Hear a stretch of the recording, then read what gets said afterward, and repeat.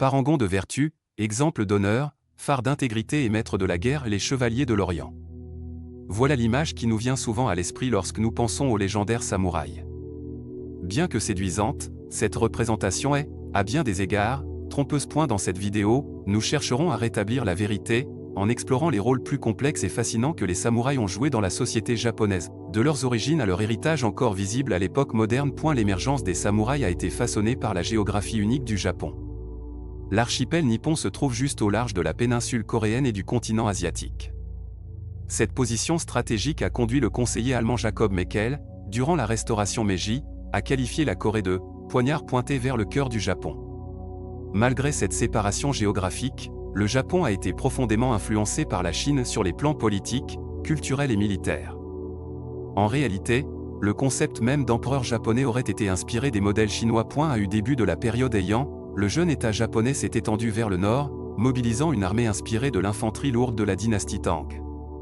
Mais il s'est heurté aux Emishi, un peuple indigène distinct du nord-est de Honsh, connu pour ses tactiques de guérilla et sa maîtrise du tir à l'arc à cheval, semblable à celle des Huns et des Mongols. L'armée japonaise, rigide et peu mobile, peinait à contrer ces tactiques. Finalement, le gouvernement adopta les stratégies des Emishi, qui furent progressivement assimilées. Cette rencontre joua un rôle crucial dans la naissance des samouraïs. Certains affirment même que le « fantôme des Emishi » habite encore le cœur de l'esprit japonais. À la fin du 8e siècle, alors que les Emishi étaient peu à peu soumis, plusieurs de leurs familles formèrent un réseau de domaines féodaux semi-autonomes. Ces élites guerrières allaient devenir les premiers samouraïs, un terme qui signifie littéralement « serviteur » ou « celui qui sert ». Fait intéressant, ce mot était utilisé par les élites de la capitale Heian pour se distinguer des combattants rustiques des provinces. Cela nous mène à une première idée reçue, les premiers samouraïs n'étaient pas des aristocrates maniant le sabre dans des armures sophistiquées. Il s'agissait plus vraisemblablement d'archers à cheval issus des campagnes, descendants des Emishi privilégiés par les empereurs pour réprimer les révoltes internes. À eu fil de la période Heian, le gouvernement central de Kyoto se désintéressa progressivement de l'administration des provinces. Les samouraïs purent alors s'ancrer localement, gagner en influence et devenir de plus en plus puissants. Des révoltes éclatèrent, et les samouraïs prirent le pouvoir, fondant le premier gouvernement militaire du Japon, le shogunat de Kamakura. Le shogun, bien que nominalement au service de l'empereur, était en réalité le dictateur militaire de facto.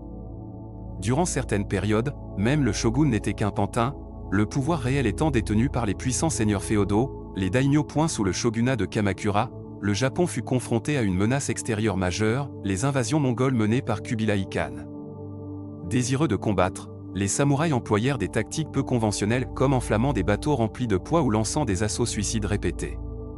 Finalement, deux puissants typhons détruisirent les flottes mongoles, plus tard appelées kamikazes, ou vent divin. Souvent comparés aux chevaliers européens en raison de leur code de conduite et de leur statut d'élite, les samouraïs différaient cependant sur un point crucial, contrairement aux chevaliers, relativement peu nombreux. Les samouraïs formaient l'essentiel des troupes militaires japonaises.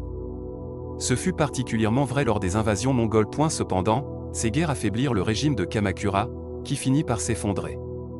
Après plusieurs bouleversements politiques, le shogunat Ashikaga prit le pouvoir en 1338.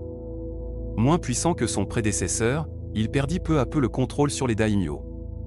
Lorsque deux familles de samouraïs influentes, les Hosokawa et les Yamana, s'affrontèrent à Kyoto en 1467, le shogunat perdit effectivement le contrôle du pays, plongeant le Japon dans la période chaotique du Sengoku Jidai, l'ère des provinces en guerre. Cette période, sans doute la plus emblématique de l'histoire des samouraïs, donna naissance à de nombreux mythes et légendes. C'était une époque où honneur et trahison coexistaient. Prenons l'exemple de la rivalité entre Uesugi Kenshin et Takeda Shingen, qui considérait presque la guerre comme un duel annuel entre gentlemen. Un jour, lorsqu'un clan rival bloqua l'approvisionnement en sel de Takeda, Kenshin lui en envoya de son propre chef, affirmant qu'il préférait combattre à l'épée, et non avec le sel. Mais cette chevalerie ne dura pas. Au milieu du XVIe siècle, les marchands européens introduisirent des armes à feu telles que l'arquebuse. Contrairement à une idée reçue ou entretenue par des films comme Le Dernier Samouraï, les samouraïs ne rejetèrent pas unanimement les armes à feu comme déshonorantes. Si certains doutaient de leur efficacité, beaucoup de daimyo les adoptèrent avec enthousiasme. Takeda Shingen, par exemple, acheta 300 arquebuses en 1571 pour son affrontement contre Kenshin. L'image romantique du samouraï toujours honorable est également trompeuse. Les trahisons étaient fréquentes. L'un des exemples les plus célèbres fut celui d'Akechi Mitsuhide, un général au service d'Oda Nobunaga, qui se retourna contre son maître et revendiqua le titre de shogun. Nobunaga, acculé, se suicida. Mitsuhide fut rapidement éliminé par les alliés d'Oda. En 1600, Tokugawa Ieyasu remporta la bataille de Sekigahara et unifia le Japon sous le shogunat Tokugawa. Avec la paix revenue, les samouraïs, privés de guerre leur fonction première, se reconvertirent dans des rôles administratifs. Ils devinrent collecteurs d'impôts, scribes, gardiens de nuit ou fonctionnaires, toujours vêtus de leurs armures symboliques d'autrefois. Ironiquement, durant la paix de l'ère Tokugawa, certains samouraïs se firent forger des sabres élaborés qu'ils ne pouvaient même pas manier en combat réel, et adoptèrent des coiffures extravagantes. Si le Bushido, le code du guerrier, subsistait, il évolua peu à peu pour intégrer des valeurs comme l'étiquette et la politesse adaptées à leurs nouvelles fonctions.